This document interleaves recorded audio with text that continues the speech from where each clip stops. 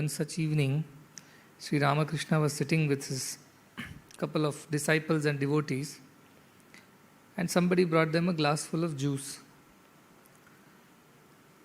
And as the juice was brought and the glass was kept, a lot of these flies, see, they started hovering around the glass of the juice. They were even sitting on the glass of juice. And Ramakrishna looked at that and was laughing. And people who were around, they got curious as to why was he laughing. And he said, look at these flies and their plight. All of them want to taste the juice, but none of them want to jump in. They all want to taste the juice, all the flies. But none of them have the courage to jump into the glass for the fear of death, for the fear of losing their lives. So all life they will be sitting on the tumbler, on the edge of the glass, but they will never taste the juice. That is the plight of most of the devotees. All life they can chant my name, they can sing my glory, they will talk about me, they will write about me, they will give discourses and satsangs, they will travel around the world also.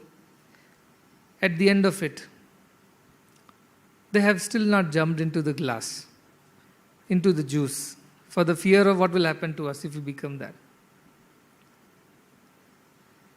So even you spend hours, days, weeks, months and years, decades together with God, if you haven't learned how to jump in, the plight is like the boat tied to the tree. Somebody asked me, Swami, you have been preaching for so long. How is that there are no Jivan Muktas amongst your devotees? There are millions of devotees, isn't it? Millions. Those who claim themselves to be devotees. Terms and conditions apply. Those who claim themselves to be devotees of Swami by virtue of keeping a photo of Swami or knowing Swami or vibhuti or white dress or coming to ashram and doing seva or having read a few books by Swami, on Swami, or by virtue of associating themselves with some centers and such things. They claim themselves to be devoted. But we have gone through the Bhakti Yoga in the very first attempt and we understood very little claim that we can have as devotees, because the one whom he calls devotees, the standard itself starts where our efforts end. Anapeksha, finished. He has no desires. First word of Krishna on a devotee is Anapeksha, no desires. Achieve that one word in a whole life and then claim that you are a devotee. Then a dear devotee and a very dear devotee. Some people ask me, how can I become dear to you? How can I become near to you? Now they know the formula. To be near, you have to be dear. Now how do you become dear? And they say that, they ask me, I have to simply point towards Krishna and tell him that the very first word, anapeksha, a thought that has been passionately pursued, should be given up. After that, you claim yourselves to be devotees. So such people who have plenty of desires in their head, yet outwardly they are engaged in all kinds of activities. They will be busy from morning till evening. All the time they are busy doing something in this name of service, mission, but they are all driven by gunas. They are so rajasic that they just can't sit quiet. So though they tell I am doing Jagat Hitaya, but actually they are not really doing that. Jagat Hitaya may or may not happen along with it. But what is happening, Atmano Mokshatam is not happening in that process. That's why both have to go together like the two sides of the coin.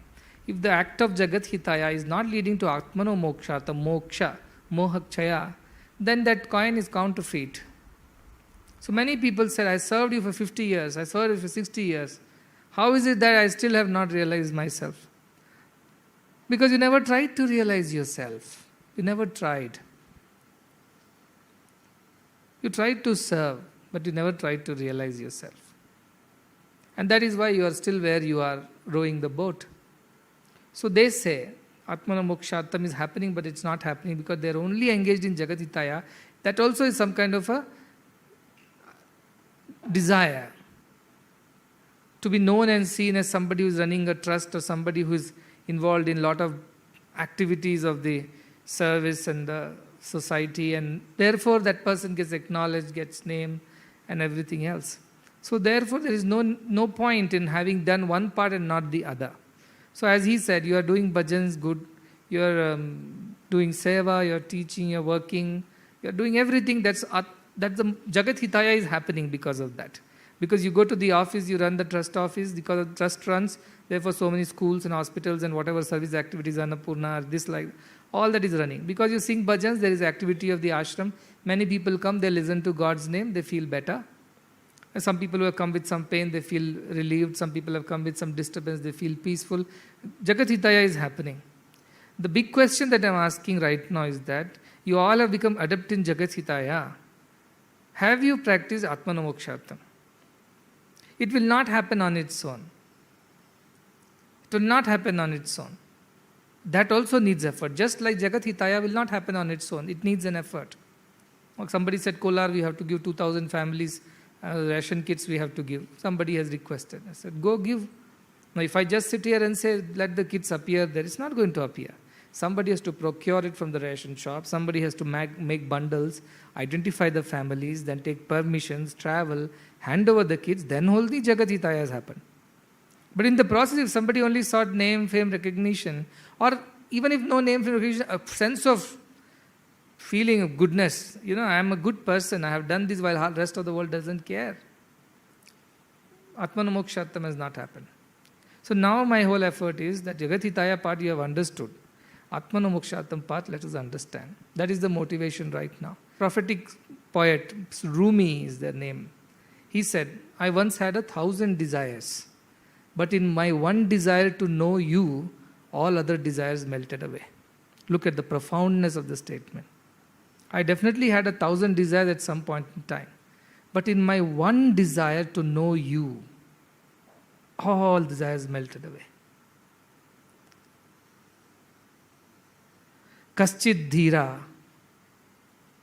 some discriminating, courageous, valorous one, pratyaga atmanam aikshat. I want to know my Atman. I want to know who I am. It means who God is. I want to know you. Kaschid dhira. Pratyaga atmanam ikshat. I want to know. How do I know? Avrita chakshu amrutatvam icchan. He turns his gaze inwards, observes his mind, observes his senses, keeps them under control and does what? Why? Because he wants amrutatva. He wants immortality. Therefore, he has only one desire. I want immortality. I want to know the Atman. I want to know you. And such a person is so clear. That is the motivation. I know to be God. I want to become God, be God. That is how I know God. Somebody asked me, how do I know you, Swami? I said, to know me, you have to become me. There is no other way you can know me. You can think you know me. Swayam dhira, pandita, manyamana. I am no Swami. I know who he is. I know what he likes, what he does not like, what he likes to eat, what he does not like to eat, where he wants to go, where he does not want, what subjects he likes. You can give a commentary discourse of the whole thing, but still you are claiming yourself to be dhira. You have known Swami as an external form. You have not known Swami as the internal self. Therefore, Jagat Hitaya happened, Atmanamokshartham didn't happen. Because you only put efforts to know Swami from outside. And all that you thought Swami is from inside was only in theory. He is Parabrahma Swarupa, Satchidananda Swarupa. What do you understand out of it? Does these words mean anything to somebody who doesn't know what it truly is? Parabrahma Swarupa. What is Parabrahma? No idea. No, there is a state of higher supreme consciousness. That is what he is manifested. How does it help you? So what does it do to you? No, I know he is. So how does it make a difference to you? What way it benefits you? I can give a good discourse, I can talk, I can go to samitis and impress audience with my oratory. I can write books, and books can be published and sold. I can be known as a very famous devotee and orator and speaker in Swami's circles. That's all. That's all. What is the use? What is the use of knowing it all as a theory? What is the use of hovering around the juice glass? I never tasted it. Oh, juice is very tasty, it is very sweet, it is red color, green color. Yeah, keep on describing. What is the use? You never tasted it. So you can never speak about Swami because you don't know anything about Swami. That's why when people used to simply stand up on stage and keep talking something or the other, Swami is this, Swami is that, Swami is this, without having got any experience of it. All this is bookish knowledge. They assume or they imagine it to be so, and they go on talking. So what happens? I get headache listening to such talks when people talk like this without any true understanding. At the best, they can tell Swami is Karunamaya, Swami is Premamaya, Swami is Sevamaya, Swami is Bhakta Paradina, Swami is Bhakta Rakshaka. I can understand because those are the experience they have had. So speak about that. Swami is very kind-hearted, he is compassionate, he is kind to the poor, he is kind to his devotees. All these you say, perfect. Because you have experienced it. But the moment you say he is Parabrahman Swarupa, he is Atma Swarupa, he and I are one, what authority do you have other than theoretical knowledge?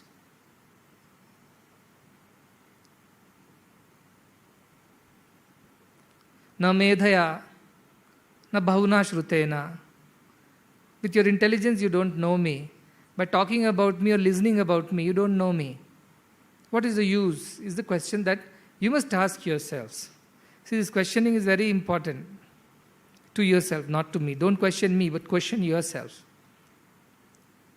That what is the benefit of me if I sit by the river and die of thirst? What is the use of being Pandavas living with Krishna and not attaining the moksha at the end? If that can happen to them, it can happen to us also. So when somebody said, why there is no Jivan Mukta? Why we don't hear about people who have attained Brahman in your presence when you were around or when you are around, as the case may be, is because they never are focused on it. You get what you focus on. If you don't focus on that, you don't get that. So you are only happy focusing on Swami's compassion, kindness, Swami's giving nature, Swami's forgiving nature, Swami. So you bother yourself with only that half of Swami's personality. You never probed into the other half of the personality except for a little intellectual excursion into it and coming back. But no experiential understanding of that part of Swami. How many have understood? He is Prema Swarupa. Yes, you have experienced Prema. Karunamaya, experience Bhakta Paradina, all right. He is Dina Bandhava, perfect.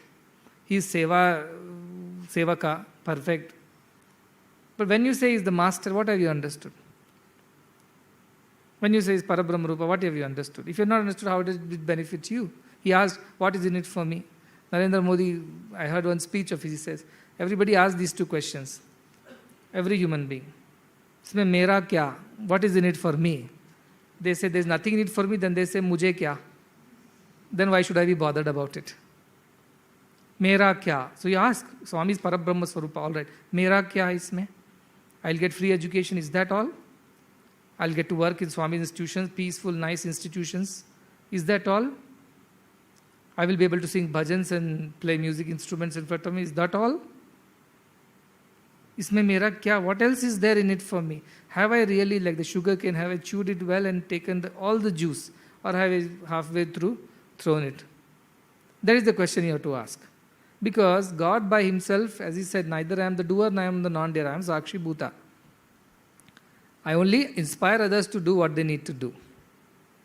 So that inspiration, taking it and using it and benefiting from it is totally in your hands. This I repeat in every satsang every day so that you are never forgetful of this fact that much, in fact, everything lies on your shoulders only. There is nothing lies with me. I don't do anything, I just watch you. And if you put some effort and look up to the teacher and say, I am not able to solve this problem, help me, then I may intervene and help you. But beyond that, I don't do anything. I allow you to learn on your own, at your own pace. But my method is, the sleeping should wake up. The waking should sit up. The sitting should stand up. The standing should walk. The walking should reach. The reaching should merge. Everybody should progress every day a little from where they were. If till now you were sleeping on this thought of Who cares? Brahman, oh Brahman, wake up. Uttishtha. Woken up, Jagrata. Be alert.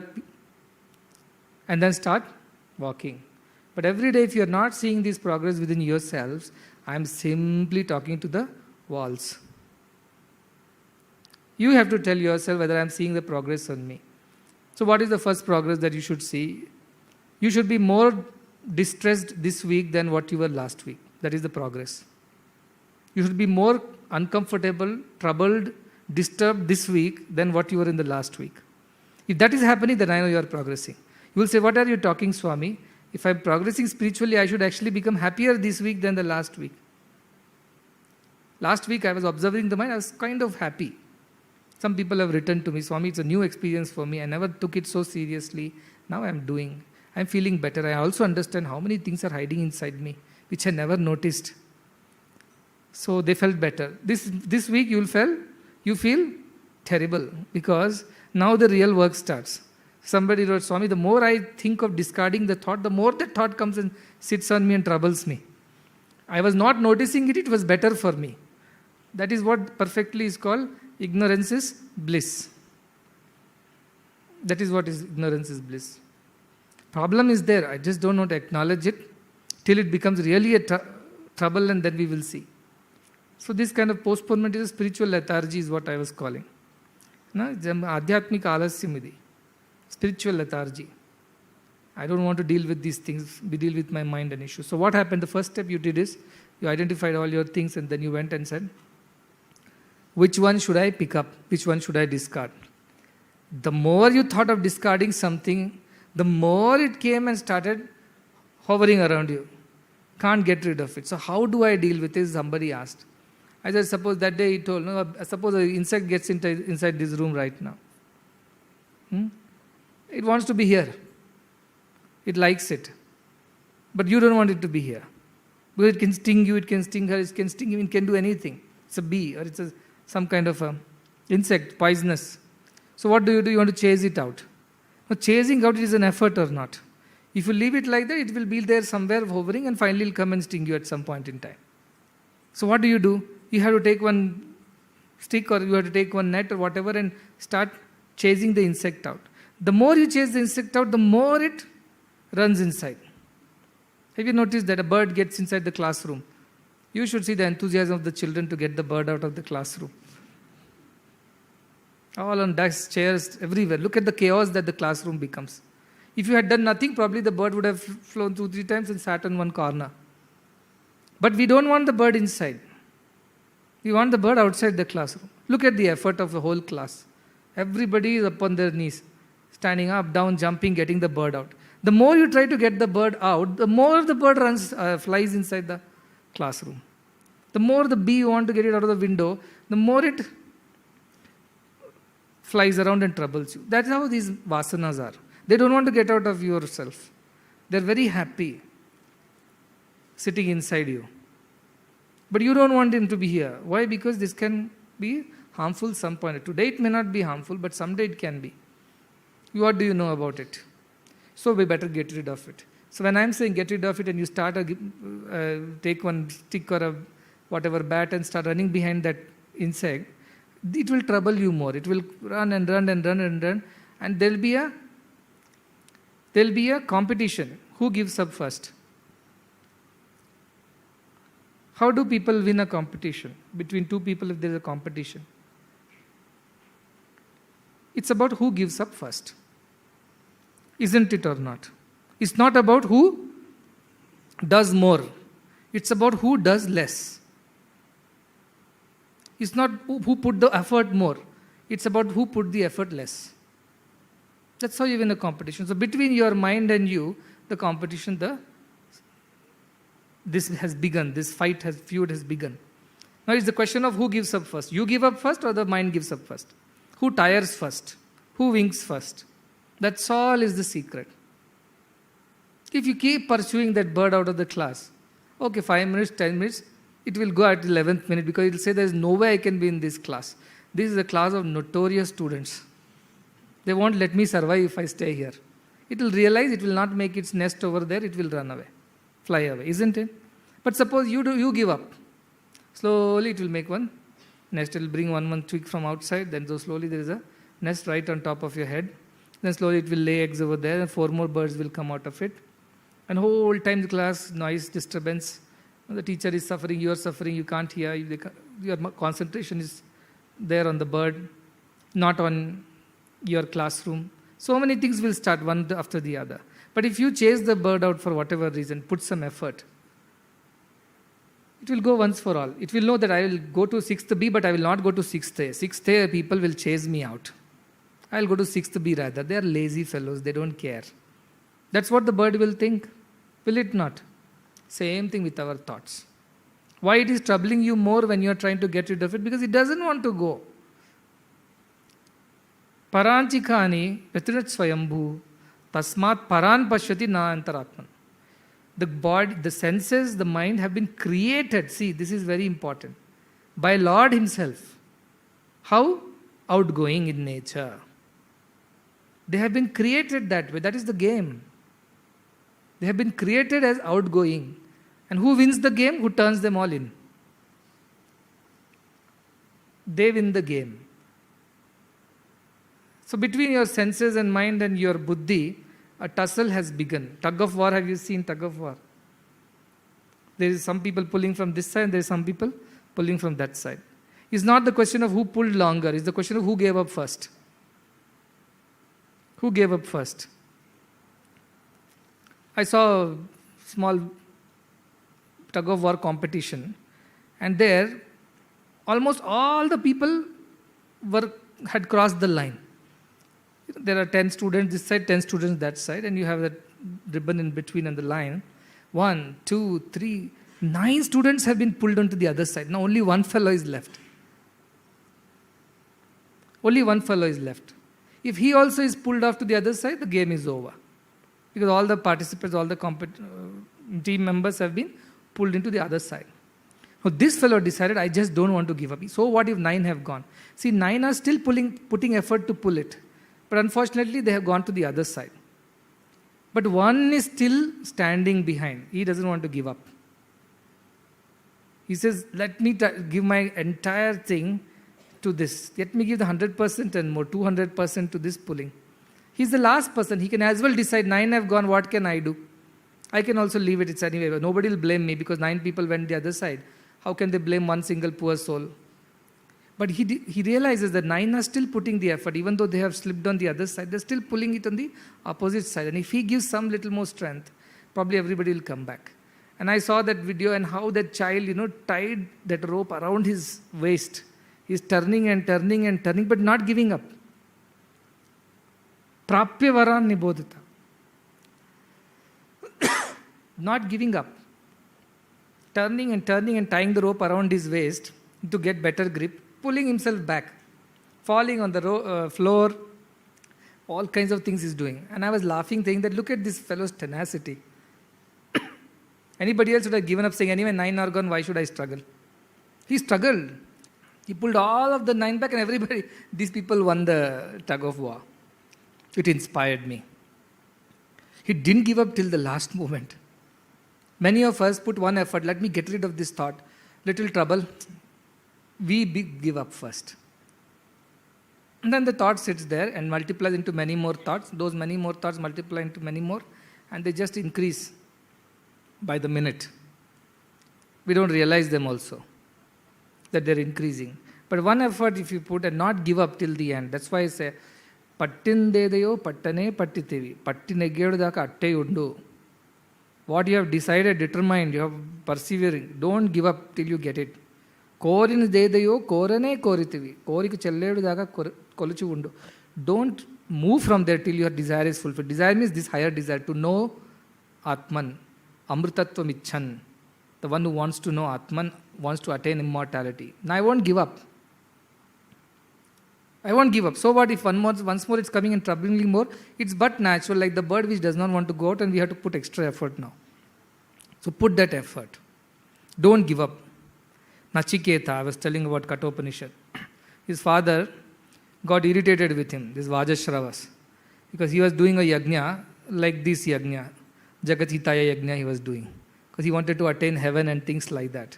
What he was doing, he was giving old sick cows in donation, who will not yield any milk, but who will be rather a burden on somebody who was basically passing on his burden onto somebody else. It was sattva. To yajna is what kind of activity? Is it tamasic, rajasic or sattvic, supposedly? Sattvic activity. But was it sattvic in nature when he was giving away dying cows and those who were not capable of yielding milk? That is what I am saying. Sattvic desire can also be dangerous. So he was giving a Nachiketa question. Nachiketa represents the buddhi.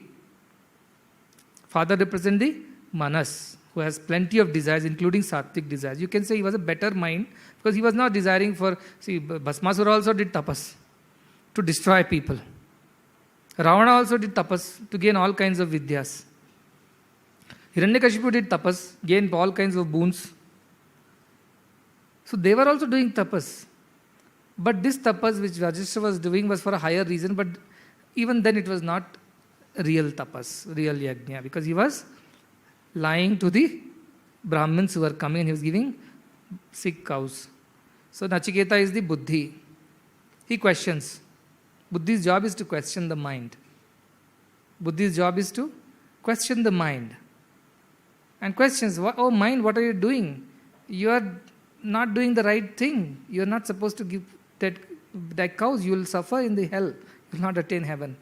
Father who wants to mind doesn't want to listen to the buddhi. Keep quiet, shut up. He is trying to shut up Nachiketa, but Nachiketa doesn't give up. Again he goes and asks, no, you are doing is wrong. In that case, whom do you give me? I don't want to live with you. What is buddhi saying to mind? I don't want your company. You are not good. I will go and join the Atman. I don't want to deal with you. Because when you work in the world, mind needs buddhi as its associate to achieve anything. So buddhi said, I don't want to live with mind because it is very bad. I will rather go to the Atman. So what happened? Vajishrava said, get out, go to the Atman then. Go, I give it to Yama. Nachiketa goes to Yama. And what does he do? Waits for 3 days, 3 nights. And then Yama is on round picking up people. So finally he comes back after 3 days. Till then he's not there. Yama's wife and all are worried because they invite Nachiketa, but he says, no, I've come to meet Yama, I will not step in. Keeping a Brahmana hungry and waiting is a sin, Yama says. So he comes and first thing he says that, I'm sorry, here is some food and water. Please forgive us to make you having made you wait. Kindly ask 3 boons in return for the 3 days of waiting. So Nachiketa says, all right, the first boon that I ask for is that my father should become happy with me. And when I go back, he should accept me as his son. He should not be angry and he should desire whatever he is aiming for, let it be fulfilled. See, he doesn't carry any hatred towards his father. Shuddha manas. Nachiketa is pure because buddhi is pure. So he says, granted, go to your father, he'll accept you, he'll be fine. Second thing he says, I have heard that there is something called heaven and people can attain it by various means. And I believe the devatas don't have a hunger and sleep and all these things that we are afflicted with in the Mrityu Loka. You don't have to suffer. How can I attain that, he asks. And then he goes to explain there is a particular yajna, there is a vidhi that is karma kanda. You do it this particular way and how to light the fire, how to set the bricks, what kind of bricks, what class, how to do. All that he explains and says, not only that, I'm giving you an extra boon. This yajna will call Nachiketa yajna. Anybody who does it 3 times will attain Swarga. He will be called Tri Nachiketa, the one who has done this yajna thrice in his life. So it must be a big elaborate yajna. That details are not in Kathopanishad. Because that is not the idea of the Upanishad, to teach you how to go to heaven and enjoy heaven. We are looking at beyond that. So Nachiketa is okay with the second. Now he asks me the third boon. And he says, Yayam prete, after the death, vichikitsa manushya, all the people are deluded about what happens after death. Some say, Eke, asti iti, some people say, na asti iti, others say. That exists beyond death, some people say, and some people say that does not exist after death. Even devatas are not clear. Kindly, you explain to me. You explain to me. Anushishta, teach me. So it is the third boon. Now Yama is on red alert. Oh, this man has come to ask the truth of immortality. If he becomes like this, everybody start attaining immortality, then what will work I have? Isn't it? All patients, nobody falls sick, everybody is healthy. What work doctors will have? If all become kind and compassionate and harmonious, what work lawyers will have? If there are no thieves, nobody is stealing, nobody cheating, what use of police? So Yama would have thought, if I tell him the secret, then what will happen to me, my job? Brahman has given me also, Brahma has given some job, Prajapati has given me, I have to pick up these Agyanis and like Dobi, beat them on the stone of Mrithyuloka. Punah punah vashama padyate me. Because this job is punah punah. Catch them and keep them in his control and bring them back. That is Yama's basic job. And this Nachiketa is taking away his job. Show me immortality. I want to go out of this death and birth. Yama is on alert. Look at Yama. Look at Yama and his tests. Shatayusha. Take 100 years. Putra Pautradi. Vrunshva. Ask me for your children, grandchildren, great-grandchildren, how many ever you want. Bahun Pashun. Ask me for as many animals. That time animals were the wealth.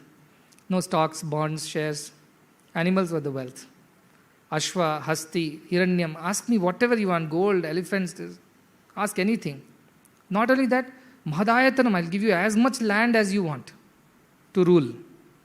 Take that. If not, that is also Swayam cha jiva sharado yavadichasi. As much as long as you want, live. 100 years also I withdraw. Infinite, blank check. Take it. But don't ask me this question. Don't kick me out of my job. Nachiketa, all of 7. Look at his reply. Shobhava. All these you are telling are very doubtful to me. Because I have seen they are not permanent. Shwa, I have some doubt. Bhava, doubt of that in their impermanence I have doubt.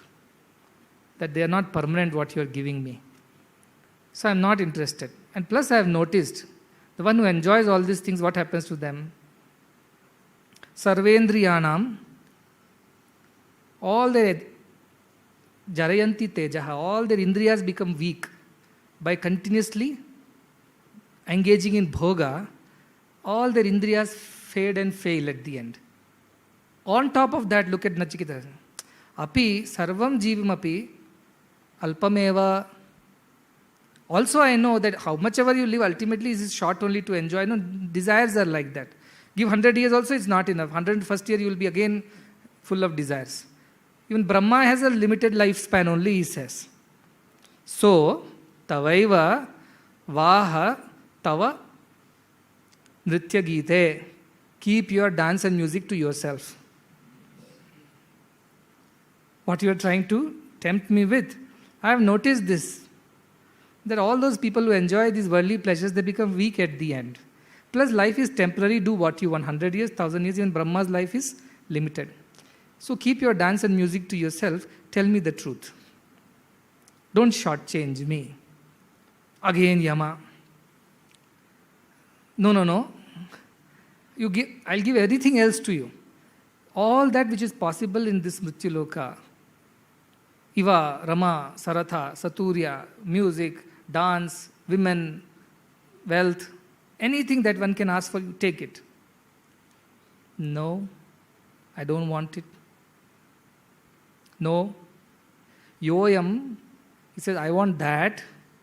Gudham anupravishtaha, that which has become inaccessible to people. It has gone deep into the recesses of people and we cannot get it. Na anyaha. I don't want anything. This is my tritiya varam vranishvate.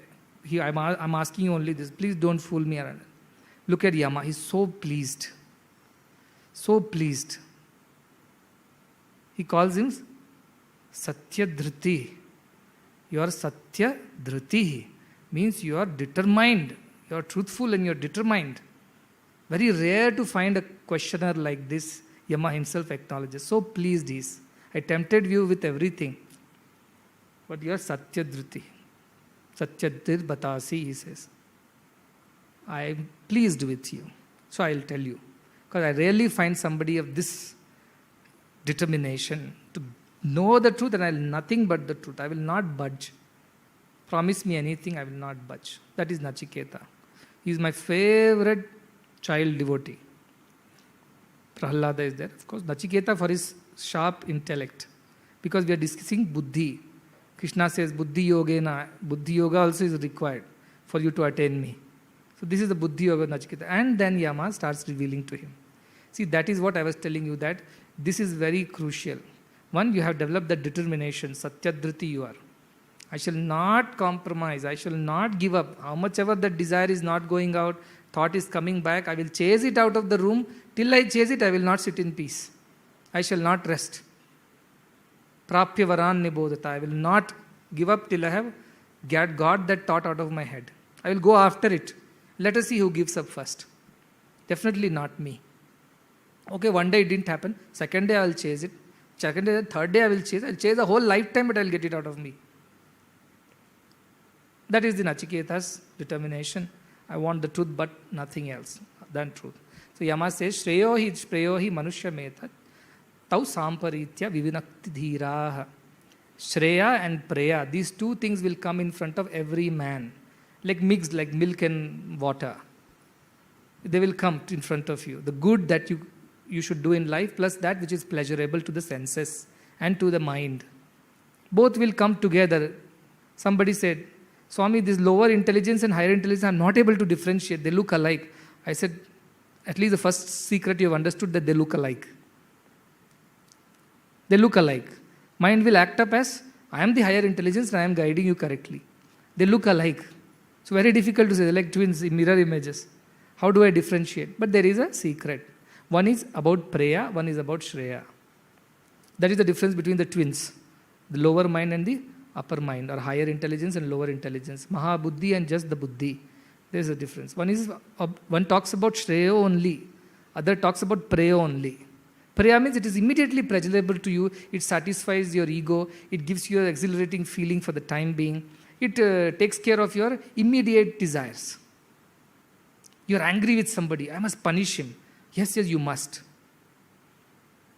Preyo. I must see how can I correct him. In what way should I take a decision so that it turns out to be good for them, good for us, and good for everyone else? I'll take time and decide. So other thing about the lower intelligence, the higher intelligence, lower intelligence is always in a hurry to take decision because it's always scared that it will get caught. So it wants to push you into a decision then and there. It doesn't want to wait because it knows if it waits, the higher intelligence might come and tell that this lower intelligence is actually fooling you. So what happens then? Like, you know, Surya's wife Chaya Devi, there's a story in Shani. She creates a replica of herself. And later this replica becomes more powerful than her and kills her because she doesn't want this man to come and live with this woman. So these so replicas are there of this mind. Lower replica which is fake, that is the Preyo mind, and the higher mind which is the Shreyo mind, Shreyo Buddhi. Mind I'm talking, mind is a combination of all the things. But today I'm keeping mind as the collection of desires and thoughts. I'm taking Buddhi as the higher aspect of mind, which is discriminating power, Vijnana. Manomaya Kosha, Vijnanamaya Kosha. This Vijnanamaya Kosha, you think like that. The knowledge sheath. It knows, it can discriminate. So what happens? This will be given to as mixed in milk and water, Shreyo and Preyo combination. The lower mind will be very happy to immediately do what it wants to do. It doesn't want to give you any time because it's worried. What if your friend Viveka comes in? So let me not give him chance. Let me push him into this decision making. Let me push him into enjoying the senses that I want it to. Because that's the only way I'll survive here. If Mantra has to survive, Bharata has to be the king.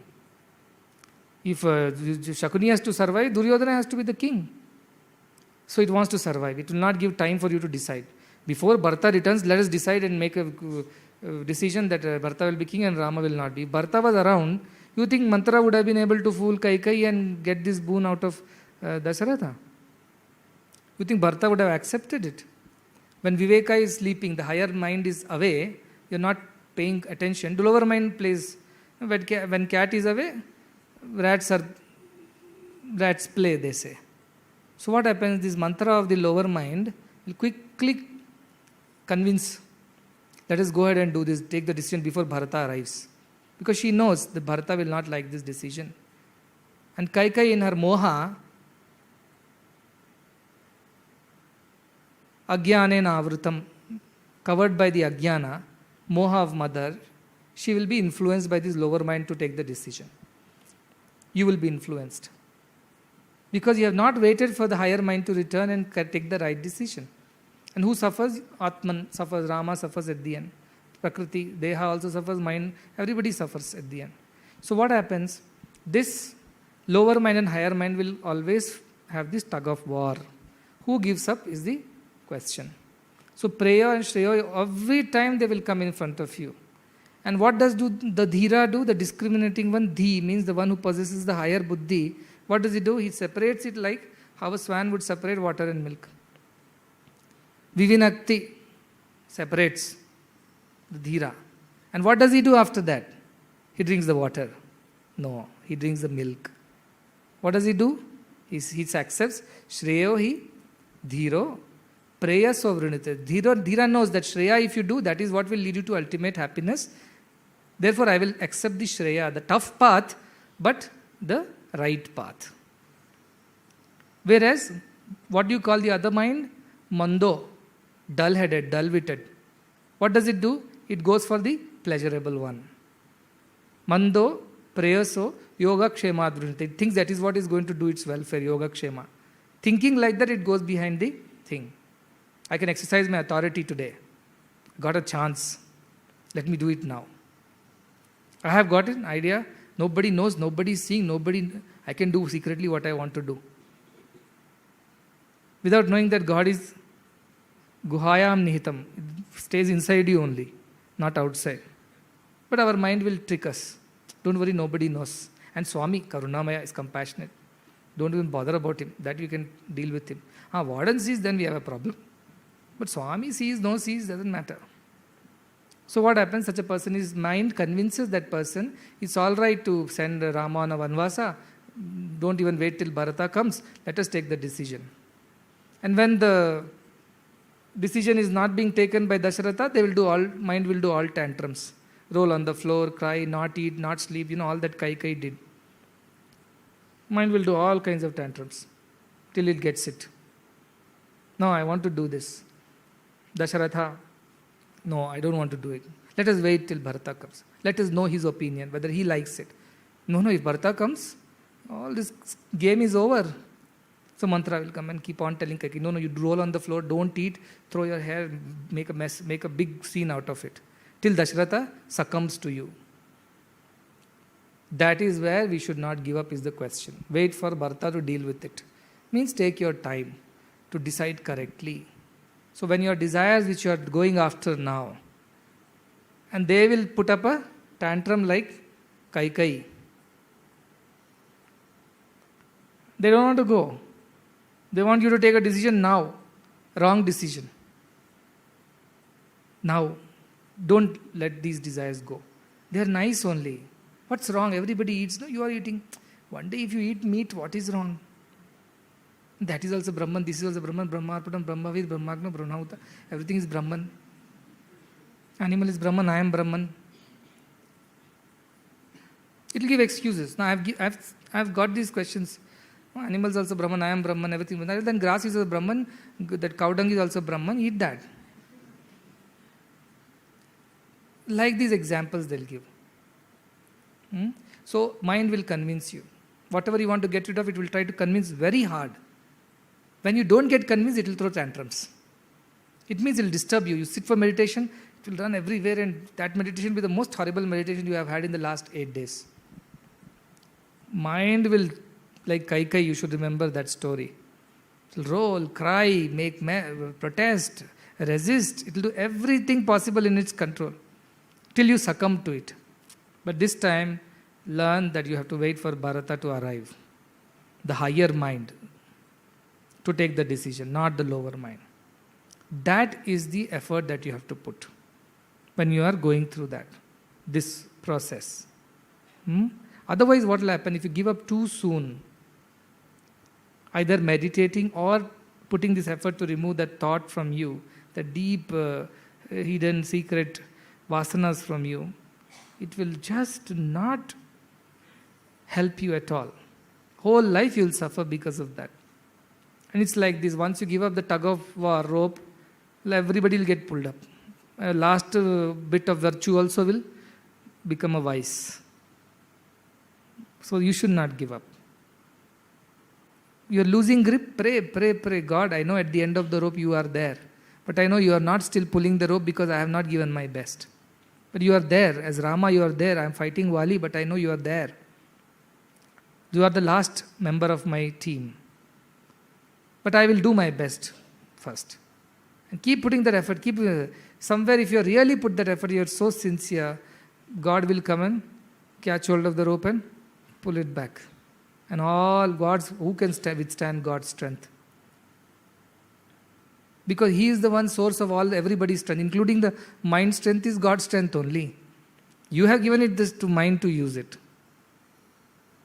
Tasya bhantam sarvamidam vibhati. It is His energy, His light which is shining everywhere, including in your mind and senses. They are dead without its consciousness. So therefore, pray to that God at that time when you are losing grip and losing the hold and you think you are going to cross the line. That time, this buddhi should kick in and tell you, at least I know you are putting your effort, but your senses are too strong. They are like unruly horses there compared to that. Unruly horses. Buddhi is unable to control them with the mind. They are running as they want. Buddhi is the charioteer. Mind is the bridle. It's trying to pull the horse back, but these horses are so unruly. They're running as they want. Pray to the Atmani, which is the sitting inside the chariot, the divine self. Pray. As a buddhi, I'm trying everything. I know it's wrong and I don't want to do it. I don't want it to repeat. Please help me. This mind and the horses are too unruly for me. I cannot deal with them. Please come over. Take over as my Sarathi. Then shift will happen. Arjuna will go inside, Krishna will come outside. He'll become the Sarathi and he will control those horses. And Arjuna can fight the battle peacefully.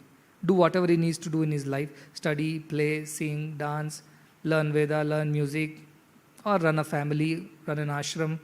Arjuna can do his job.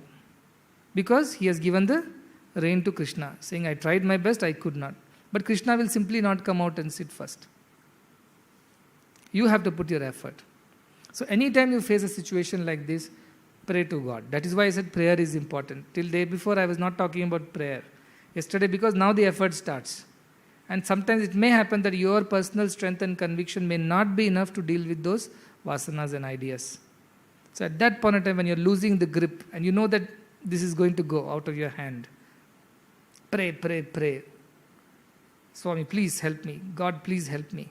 I know you are there. I know you are there to help me. Please allow me to have that balance. Please allow me to have that focus. Please let me not give up. Even after that, let us see, even after that you have lost. And damage done. Even after this, let us say. Not doubting that you have not put your effort. You put whatever best effort you could put. And you called God, you didn't call God, whatever happened, it happened. Now what next? What can you do next, you say? One, learn, do some mananam on the whole thing. How did it happen? How did I lose this tug of war? Where did I give up? At what point I collapsed? Why I collapsed? Did I call upon God? Did I not call upon Him? Where went wrong? What went wrong? Sit and do the next day that chintanam. Again, ask yourself, learn yours from your own mistakes. I say always, mistake is not a mistake if it is done once. But if you knowingly repeat it again, then it becomes a mistake. But if you learnt a lesson and moved on, it's not a mistake. It's an experience. It's a lesson. Mistakes becomes a lesson. But if you don't learn from it, it remains a mistake and goes on happening. So some of these things, you get angry, you have no control over your temper. So how do I deal with it? You have some ideas and desires, you don't have any control. How do I deal with it? Ask yourself that. But as I said, I would still give some brownie points to those who have at least put the effort and failed, than those who didn't even put the effort. Sometimes teachers, maths theorem is there. You are proving the theorem. 3 steps right, after that, Brahma Vidya comes. Something gets equated with something and hence proved. Teacher looks at the question, answer paper and sees, look at this fellow. 2 steps, 3 steps he knew. 4, 5, 6, 7, 8, no. 9, 10 suddenly appears because you know the answer. Answer is in the question. Prove this is equal to this. Right? So start 2 steps. Assume A is this, B is that, X is this, Y is this. Start the theorem. Then halfway through you lose the way. You don't remember the steps. Then write something. You think anyway teacher is too busy correcting paper, he'll see the first 2 lines, last 2 lines and give the marks. But our teachers are not like that. They'll go through every line and then say, this is where he lost his way. Papam. He tried 2 steps he knew, after that he forgot. Finally he wrote 2 steps, hence proved. So the teacher will say, okay, because he attempted, now I'll not give 5 marks to this boy, but I'll give 1.5 marks. Don't the teachers do that? Some teachers are here. Don't you do that? Okay, 1.5 marks. Not for those who simply copy the theorem and hence proved. For that, no marks. But teachers will think, at least he tried. 2-3 steps he was going, somewhere he missed the boat. Okay, no problem. He has done some effort, I'll give 1.5 marks. That you will gain. That much grace you will gain. Because God will think, at least here she has put effort. Not putting effort is not acceptable. Not putting any effort is not acceptable at all. So put efforts. Now when you put efforts is what I said, this week will be tough. Because now what you are doing, mind till now was thinking, nobody is going to trouble me, it's only observation is going on and these people have done this for many births and I have been here permanently. These people are temporary, I am the permanent one here. These vasanas I have been carrying for hundreds of births, so nobody can dislodge me. Little did the mind know that this time you are serious. Because all this time you were not serious. This time you are serious. Now it will panic. And like that bird or the cat in the room or the bee in the room, it will run everywhere, but they won't like to go out. You think the bird did not know which window it has come from? It knew, but it doesn't want to go out. That's why it's running here and there. You will be thinking, poor bird has lost its way, that's why it doesn't know how to go out of that window. No, the one who knew how to come through the window, it also knows how to go out of the same window. Their instincts are very, very sharp on these matters. But it doesn't want to go. It starts to stay. So these thoughts won't like to go, they would like to stay. Please take some time. Don't allow the prayer to kick in and take the decision and do wrong. Wait for the Shreya to arrive. Give it its time and pray. Pray. Okay, as I said, 2 steps you will go right, 3rd steps you will go wrong. Still some marks you will get. It's better than getting no marks. You have gone little closer. A big boulder is there. You want to break it into pieces. 1 stroke it won't break. 2 strokes it won't break. Maybe 20 strokes it won't break. 21st stroke is what it was waiting for and you will give up on 20th stroke. The 21st stroke it had broken because it has already become weak inside. But if you leave it at the 20th stroke, it will again become solid and strong and remain there forever. So the key is that. Keep putting efforts. Prapya varan nibodhata. Don't give up till you have achieved your goal. That is this week's effort. And I'm not saying you'll get rid of all your vasanas. The vasanas that have been accumulated over births, but you'll have better control over them. You'll have better sense of control over them. They cannot drive you anymore. Like the horses, you can control them now. They cannot run wherever they want. They cannot be untamed and unruly. They have to be tamed now. Mind has to be tamed. I'm not saying throw the mind out. I only said this. Unwanted things you throw out. Mind is required. It's an instrument. It's a good servant but bad master. So allow it to learn that it is a servant. So what if all these birth it was the master? This is the birth when he has to be humbled and tamed and made into a good servant. That you will attain. Few failures, perfectly okay. Don't drive yourself to the up the wall for this. You will not attain perfection one day. Vishwamitra also sat, he almost created a parallel universe competition to Brahma. Everybody got scared. They told this fellow is getting too powerful. Let us distract him. They sent one Menaka. This Menaka managed that. Indra sent saying that he'll create another Indraloka, Brahmaloka, everything is creating. What will be my job then? So he sent Menaka and she distracted him. Anyway, he got distracted. That's how, thanks to Menaka, Bharatvarsha is Bharatvarsha today. Because their Vishwamitra's grandson is Bharata. That's how it is Bharatvarsha today. So even a Vishwamitra is capable of getting distracted. But I'm not saying that you should not fail. I am only saying you can fail, provided you have put your efforts. If you have not put effort and failed, then there is no excuse. Nobody will help you. God will also not help you. But if you know that I have the power, the buddhi is there with me, and it can actually come and take the right decision. Let my lower mind not take a decision right now. Don't hurry into it. And this week will be troublesome if you are really putting the effort. If you're not putting any effort, there's no trouble at all. Ignorance is bliss. Stay like that. But if you're putting effort sincerely, you will find some hurdles. Because the mind is suddenly aware that, it's going to be kicked out of or it's going to be tamed, it's going to be humbled this time. So what, in all these births you attempted, some feeble attempts were made, and it knows this person will come. This is a story of a bird. It was living in a field, on a farm, with 3 of its children. It so happened that the crop had matured, it was time for harvesting. So the farmer came. The farmer saw the crop and he told his younger son, tomorrow you come and harvest it. And they went back. So the children who were there waited for the mother bird to come from its collection of food. When it came, the children reported, the farmer and his son had come, younger son, and they are going to harvest this field tomorrow. So where shall we go? Where will we live? The mother bird said, you are too young, your wings are still tender, you cannot fly. But don't worry, they will not harvest it tomorrow. The farmer will not harvest. They will not know how the mother knows. Anyway, they quiet. Next day, the farmer's son does not come. A week passes, again farmer comes, is very upset. He brings his older son and says, you harvest it tomorrow. Because this is matured, it will get spoiled.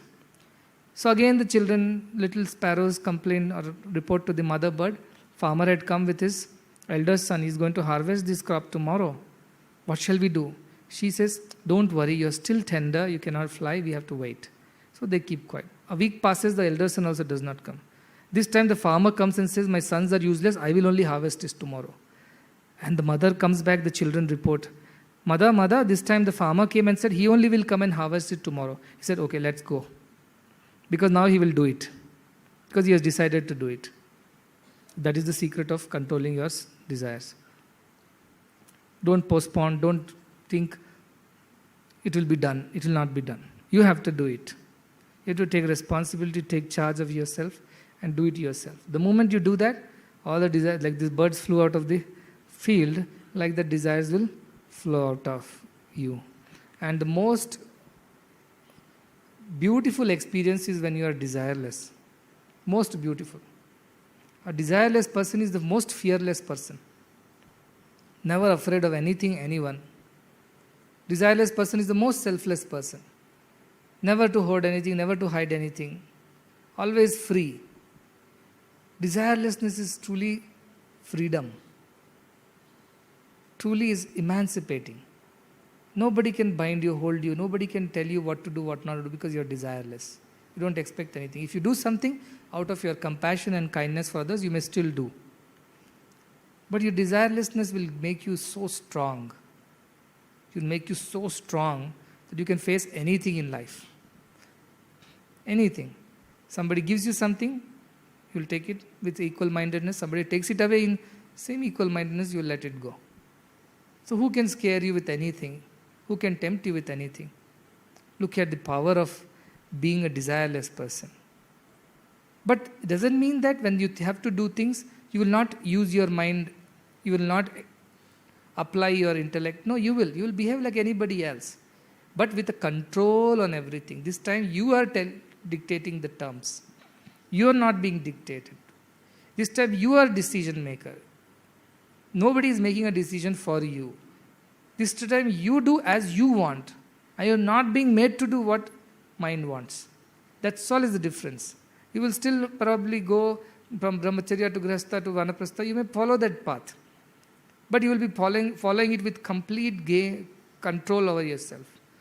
You will not be shaky and you will not be driven by anything. And you will live a peaceful life, happy life. Nobody can distract you with anything. That is the power of having a pure mind with no desires. And as I said, one desire to know you, all other desires melt away. So put that effort. Little effort also you put. I am telling you again and again that your grace is there right behind you. If you put a little sincere effort, pass. Thresholds are low. It's easier now than any time later. So use this great opportunity to do a lot of practice. We don't know when this opportunity will come again. So spend time. If you have any other time, don't waste on other things. This month you don't waste on other things. You have friends to talk with, you have relations to inquire about, you have other books to read, you had started a novel, it's halfway through. Everything else can wait. This cannot wait. Everything else can wait. This cannot wait. This should happen now, here, immediately. There is no waiting here. So that decision you make. Now you come back in a day or two with the problems and difficulties that you are facing. Okay, but you definitely will know that your mind is little more adamant now than it was last week. You will realize that. When you start facing situations, it will come back bouncing with great vehemence because it doesn't want to die. It doesn't want to give up. It wants to control you. It doesn't want to be controlled.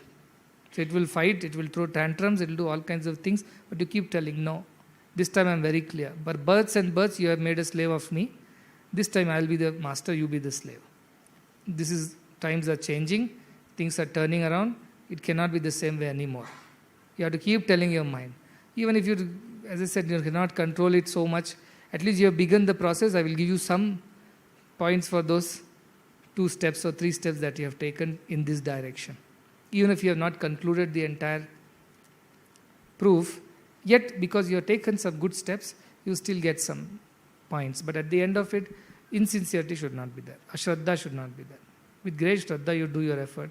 I'm always there behind each one, not even behind, inside each one. If only you put effort, I will only come and help you. So that faith you should keep, pray like that and start getting rid of things. Make sure that it is out of the window. Don't let it go from this corner and settle down in another corner. Don't do that. Once for all, go after it.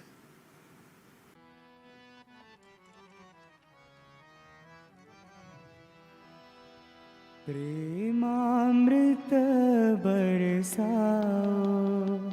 बाबा प्रेमामृत बरसाओ बाबा प्रेमामृत बरसाओ बाबा प्रेमामृत बरसाओ बाबा दया करो भगवान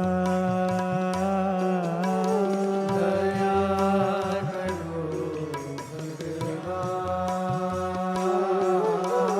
कृपा करो भगवान कृपा करो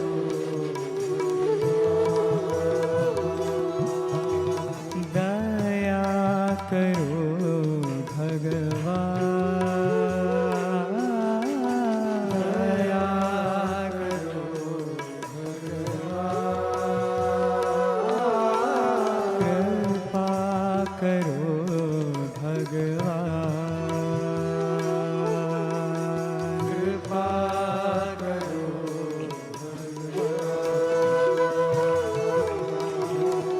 तुम्हारी दया बिन कैसा जीवन तुम्हारी दया बिन कैसा जीवन तुम्हारी दया बिन कैसा जीवन तुम्हारी दया बिन कैसा जीवन रोम रोम में बसने वाले राम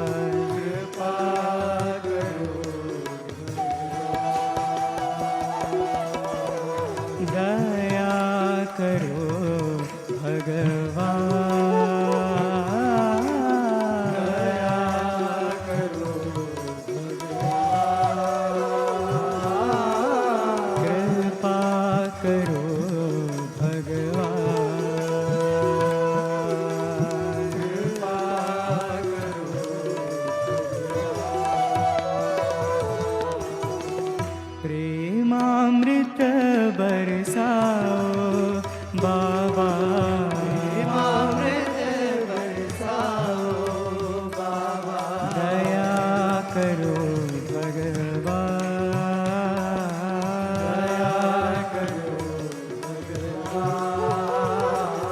कृपा करो भगवान,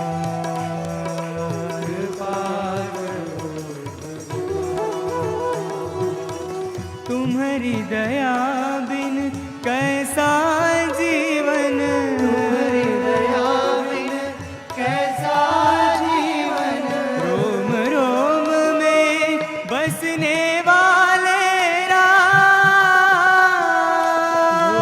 रोम में बसने वाले राम, रोम रोम में बसने वाले राम, रोम में बसने वाले राम, जनन मरण से पार उतारो, जनन मरण से पार उतारो, दया करो भगवान,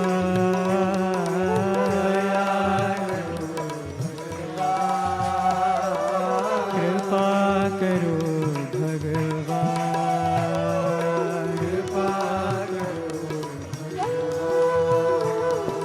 दया करो भगवान,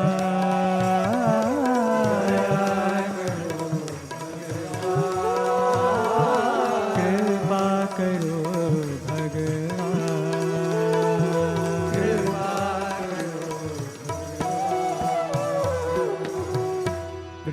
प्रेमामृत बरसाओ बाबा,